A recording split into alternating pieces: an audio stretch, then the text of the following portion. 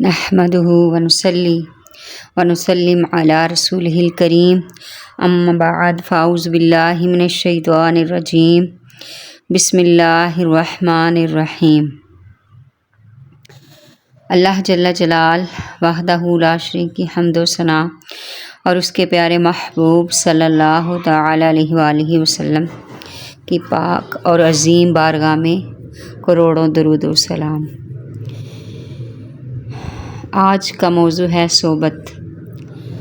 صحبت کا مطلب ہے کسی کے ساتھ وقت گزارنا، میل جول رکھنا، دوستی یا سنگت اختیار کرنا۔ یہ لفظ صرف جسمانی ساتھ کے لیے نہیں بلکہ فکری اور روحانی اثرات کے لیے بھی استعمال ہوتا ہے۔ انسان کی زندگی میں صحبت یعنی دوستی اور سنگت بہت بڑا کردار ادا کرتی ہے۔ جیسے خوشبو بیچنے والے کے پاس بیٹھنے سے کپڑوں میں خوشبو آ جاتی ہے، ویسے ہی نیک لوگوں کی صحبت انسان کے دل و دماغ کو معطر کر دیتی ہے، اور برے لوگوں کے ساتھ بیٹھنے سے انسان کے کردار اور ایمان پر منفی اثرات پڑتے ہیں۔ انسان کے ایمان اور کردار پر منفی اثرات پڑتے ہیں۔ میرے آقا کا فرمان ہے، آدمی اپنے دوست کے دین پر ہوتا ہے، لہٰذا تم میں سے ہر ایک دیکھے کہ وہ کس سے دوستی کر رہا ہے۔ یعنی صحبت انسان کی سوچ، عمل اور کردار پر براہ راست اثر ڈالتی ہے۔ نیک لوگوں کی صحبت دل کو نرم اور ایمان کو مضبوط کرتی ہے۔ برے لوگوں کی صحبت گناہ اور غفلت میں ڈال دیتی ہے۔ صحبت کی اصل پہچان یہ ہے کہ اس سے ہمارے دل یعنی آپ کے دل کو سکون اور اللہ کی یاد نصیب ہو۔ اللہ کی یاد نصیب ہو۔ اللہ اکبر۔ انسان جس کے ساتھ وقت گزارتا ہے اسی کی عادات، اخلاق اور انداز اس کی زندگی میں شامل ہو جاتے ہیں۔ ہماری نوجوان نسل اگر نیک لوگوں کی صحبت اختیار کرے گی تو ایمان، نماز، قرآن اور علم سے قریب ہوگی، لیکن اگر بری صحبت میں پڑ گئی تو گناہوں، برائیوں اور گمراہیوں کا شکار ہو جائے گی۔ استغفر اللہ۔ اللہ جل جلال وحدہ لا شریک قرآن پاک میں نیک لوگوں کی صحبت اختیار کرنے کا حکم ارشاد فرماتا ہے۔ اللہ تعالیٰ اے ایمان والو اللہ پاک سے ڈرو، اے ایمان والو سچوں کے ساتھی ہو جاؤ۔ سبحان اللہ۔ اس آیت کریمہ میں یہ جو ترجمہ پڑھا گیا ہے، صادقین یعنی سچوں کے ساتھ ہونے کا حکم دیا گیا ہے۔ یہ 3 قسم کے لوگ اس آیت کریمہ سے مراد ہیں۔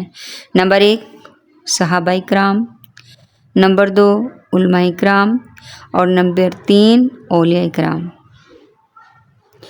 اب اس آیت کریمہ کا معنی یوں بنے گا کہ اے ایمان والو صحابہ کے ساتھ رہو، اے ایمان والو علماء کے ساتھ رہو، اے ایمان والو اولیاء اللہ کے ساتھ رہو۔ پھر اس مقام پر ایک اور بات سمجھنے کی ہے، اور وہ یہ ہے ساتھ رہنے سے کیا مراد ہے۔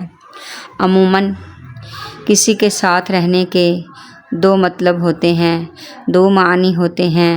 نمبر 1 جسمانی طور پر ساتھ رہنا یا دلی طور پر ساتھ رہنا۔ آیت کریمہ میں صرف جسمانی طور پر ساتھ رہنا مراد نہیں بلکہ اس سے مراد دلی طور پر صحابہ کرام، علماء کرام، اولیاء کرام کے ساتھ رہنا۔ مقصد یہ ہے کہ اے ایمان والو صحابہ کرام سے، علماء سے، اولیاء سے دلی محبت رکھو، جو عقیدے ان کے ہیں وہ عقیدے اپناؤ، ان کے جو نظریات ہیں وہ نظریات اپناؤ، ان کی تعلیمات پر عمل کرو، ان جیسے اخلاق اپناؤ، ان جیسا کردار بناؤ، ان کی سیرت سے روشنی حاصل کرو، ظاہر میں باطن میں ہر اعتبار سے ان سے محبت کرو۔ یہ پاکیزہ حضرات جس راستے کے مسافر ہیں تم بھی اس راستے کے مسافر بنو، اور جس انداز سے انہوں نے زندگی گزاری تم بھی ان سے رہنمائی اور اسی انداز سے زندگی گزارو۔ سبحان اللہ، سبحان اللہ۔ یہ اللہ کریم کا کرم ہے، یہ اللہ کریم کا فضل ہے کہ جو اپنے بندوں کو نیک بندوں کی صحبت اختیار کرنے، نیک بننے کی توفیق عطا فرماتا ہے، نیک اولیاء کرام کا ساتھ نصیب فرماتا ہے۔ اس لیے ہر وقت دعا گو رہنا چاہیے کہ یا اللہ ہمیں اپنے محبوب کا ساتھ عطا فرما، ہمیں اولیاء کرام کا ساتھ عطا فرما، ہمیں صحابہ کرام کا ساتھ عطا فرما، ہمیں نیک بندوں کا ساتھ عطا فرما، کیونکہ جب بندہ جس کے ساتھ رہتا ہے اس جیسا ہو جاتا ہے، جیسا کہ ہم نے حدیث مبارک سے سنا۔ اگر ہم چاہتے ہیں کہ ہم سدھر جائیں، ہم صراط مستقیم پر چلیں، ہم ہدایت کی راہ پر چلیں، ہم اللہ کے مقرب بن جائیں، اللہ کے پسندیدہ بن جائیں، تو پھر ہمیں اپنی دوستیوں کو چیک کرنا ہوگا، اپنا اٹھنا بیٹھنا دیکھنا ہوگا کہ ہمارا ساتھ کس کے ساتھ ہے۔ قرآن کے ساتھی بنیں، نماز کے ساتھی بنیں، ذکر و اذکار کے ساتھ دوستی کریں، ہو سکے تو کسی نیک بندے کے ساتھ اپنی دوستی کریں۔ آخر میں دعا ہے کہ اللہ ہمیں نیکوں کے ساتھ دوستی کرنے، نیکوں کے ساتھ اٹھنے بیٹھنے کی توفیق عطا فرما، جو بے اولاد ہیں ان کو نیک اور صالح اولاد عطا فرما، جن کی اولادیں نافرمان ہیں ان کو والدین کی آنکھوں کی ٹھنڈک بنا، جو بے گھر ہیں ان کو گھر عطا فرما، جو مشکلات میں گرے ہوئے ہیں ان کی مشکلات کو آسان فرما، جو بیماریوں میں ملوث ہیں مولا ان کو صحت والی، عافیت والی، تندرستی والی زندگی عطا فرما۔